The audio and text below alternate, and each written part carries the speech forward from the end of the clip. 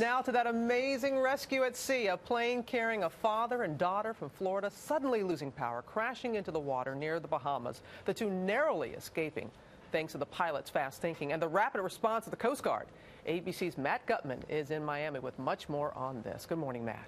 Hey, good morning, Robin. The McLaughlins, father and daughter, piloting their own plane, took off from Miami in a clear day. They're on a medical mission to Haiti when suddenly disaster strikes. The oil pressure in the plane plummets, the engine clanks to a stop, and suddenly they find themselves plummeting towards the Atlantic. Salvation came with a neck-snapping jerk. And he pulls it, and I mean, we slammed forward. You know, my head hit the dashboard. This hair-raising video shows 25-year-old Elaine McLaughlin and her father, Richard, in the middle of the Atlantic Ocean, being rescued from this single-engine plane, wind still filling its giant NASA-designed parachute. A doctor, McLaughlin was on his way to Haiti to help with the cholera epidemic there. Mechanical failure cut the trip short.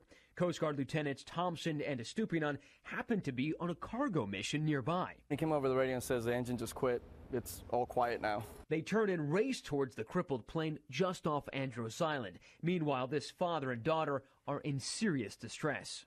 The most frightening thing for me was seeing the propeller frozen, motionless, in front of a plane that's in the air. Their parachute descent looked something like this demo of a similar model plane.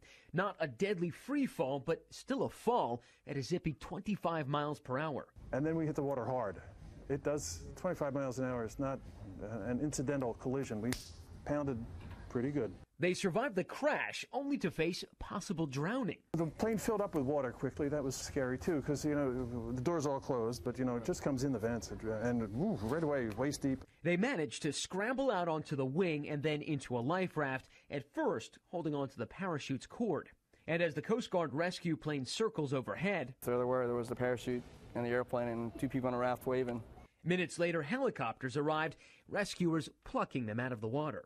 Really, really impressive guys. I really like the Coast Guard.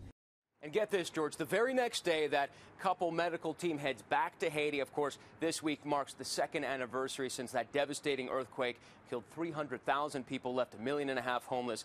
So certainly their help will be much appreciated. That's right. Their George. mission continues.